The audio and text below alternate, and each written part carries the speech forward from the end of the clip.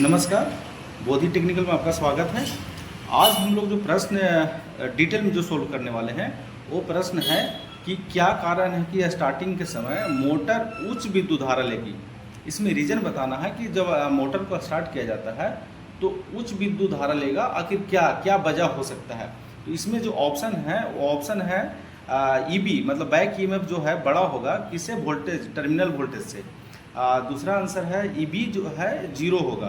तीसरा आंसर है EB less than होगा टर्मिनल वोल्टेज से।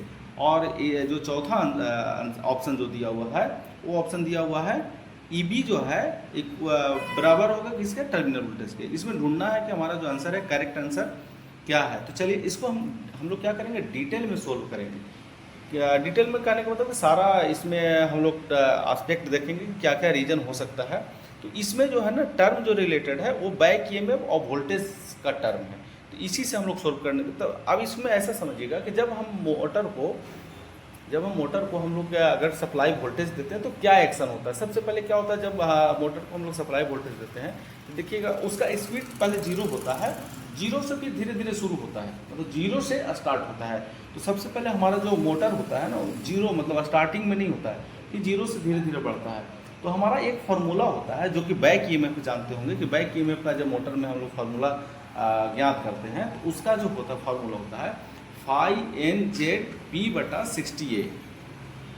ध्यान से सुनिएगा, फाई एन जेड पी बटा 68, जहाँ फाई है फ्लक्स, एन है स्पीड, जेड है कंडक्टर और पी है पोल और 60A ये है पैरेलल पाथ। तो इसमें स्पीड छोड़ करके बाकी जो है वो कांस्टेंट पार्ट है। स्पीड को अगर छोड़ दिया जाए तो उसमें क्या है, कांस्टेंट पार्ट है। तो स्टार्टिंग के समय क्या होता है ना, हमारा स्टार्टिंग के समय आप जान रहे हैं स्टार्टिंग नहीं है तो स्पीड कितना होगा, जीरो होगा।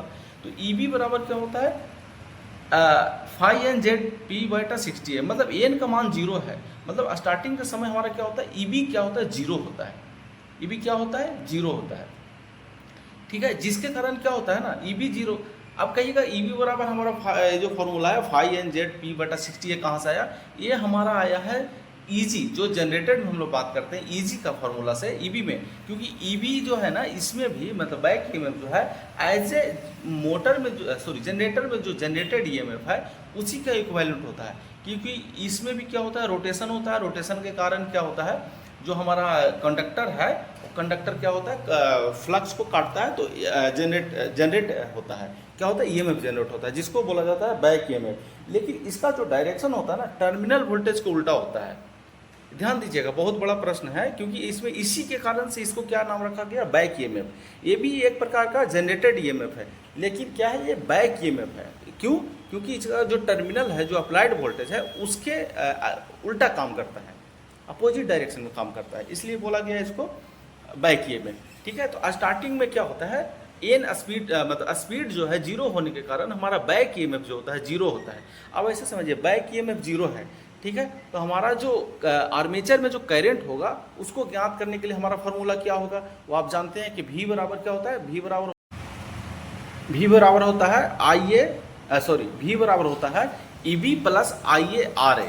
ठीक है। अब EB को आप बाएं साइड ले जाएंगे तो क्या हो जाएगा, V माइनस EB बराबर IARA। आप ऐसे समझ सकते हैं कि RA जो है आर्मेचर का, या तो शंट मोटर हो या तो सीरीज मोटर हो, उसमें जो आर्मेचर होता है ना, आर्मेचर का जो रेजिस्टेंस होता है काफ़ी कम होता है, 1 ओम से भी कम होता है।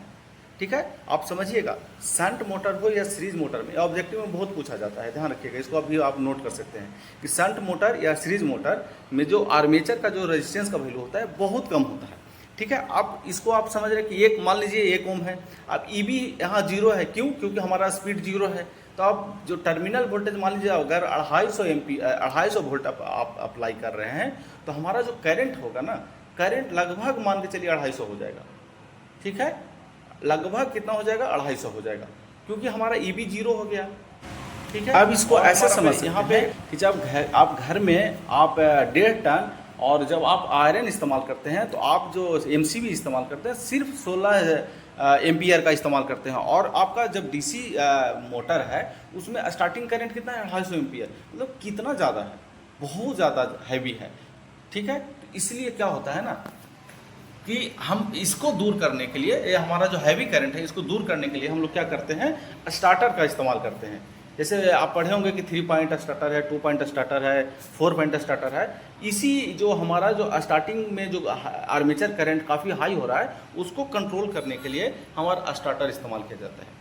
ठीक है, अब चलते हैं इस प्रश्न पर कि इस प्रश्न का हमारा ऑप्शन क्या है। तो हम समझे कि हमारा स्टार्टिंग टाइम क्या है, हमारा एन जो है 0 है या कम है, बहुत कम है।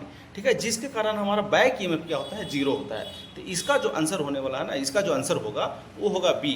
ईबी जो है इक्वल टू क्या होता है, 0। जो ईबी 0 है, जिसके कारण क्या हो रहा है, हमारा जो आर्मेचर करंट काफ़ी ज़्यादा हो जा रहा है। लेकिन इसमें जो रीजन है ना, रीजन होगा क्या, बी।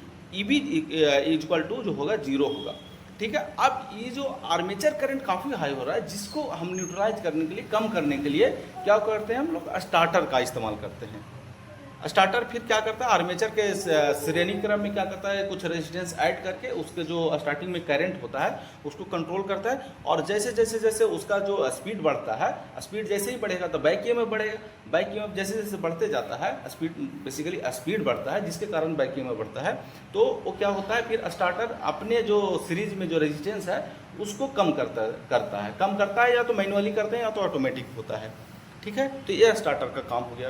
तो उम्मीद है कि ये वीडियो आपको अच्छा लगा होगा। अगर अच्छा लगा हो तो मेरे चैनल को लाइक करिए, सब्सक्राइब करिए, शेयर करिए। Okay, thank you.